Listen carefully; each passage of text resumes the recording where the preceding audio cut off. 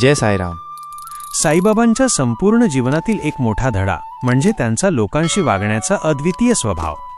आज आपण पाहणार आहोत की साईबाबांनी लोकांशी कसे संवाद साधले, त्यांना कसं मार्गदर्शन केलं आणि त्यांच्या साध्या वागण्यामध्ये कसं खोल तत्वज्ञान दडलं आहे.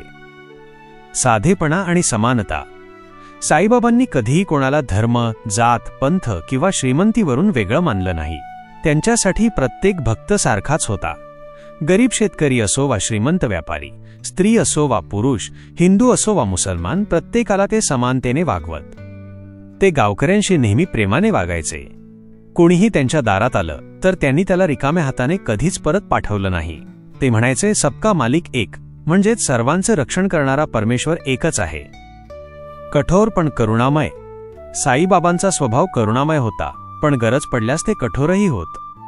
गावातील कोणी चुकीचा मार्ग घेत असेल किंवा वाईट सवयींमध्ये गुंतलेला असेल तर साईबाबा त्याला प्रेमाने पण ठामपणे समज द्यायचे.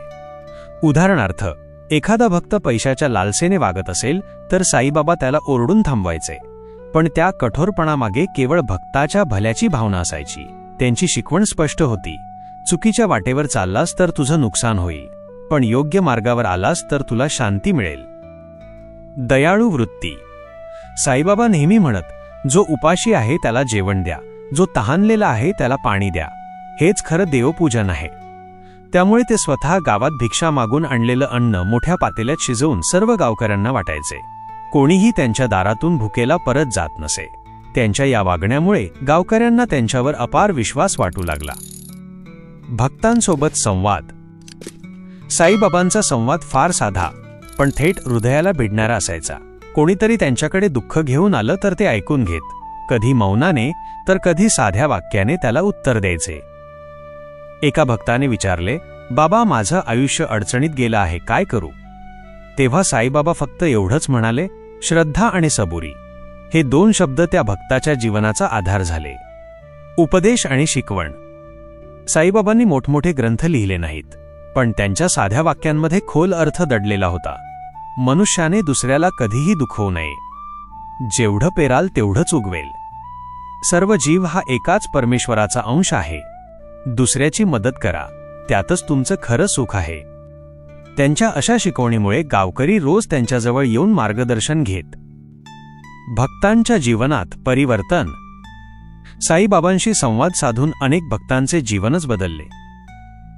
एक गरीब शेतकरी रोज त्यांच्या दारात येऊन मन मोकळं करत असे.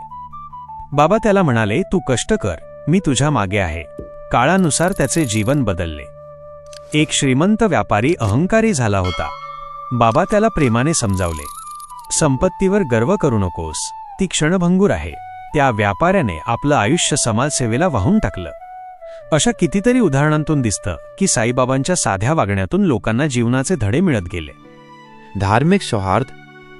साईबाबांचा सर्वात मोठा गुण म्हणजे धर्मांमध्ये एकता आणणे.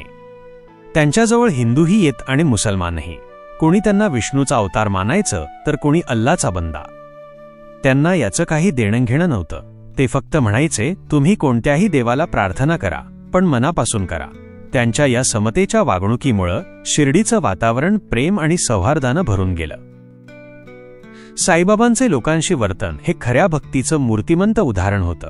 त्यांनी दाखवून दिलं की माणुसकीचं धर्मापेक्षा मोठं स्थान आहे. दुसऱ्याशी प्रेमाने आदराने वागणं हेच देवपूजन आहे. श्रद्धा आणि सबुरी ठेवल्यास कोणतीही अडचण मोठी राहत नाही. म्हणूनच आजही जगभरातील लाखो लोक साईबाबांना आपला आधार मानतात. त्यांच्या वागणुकीतून आपणही शिकूया.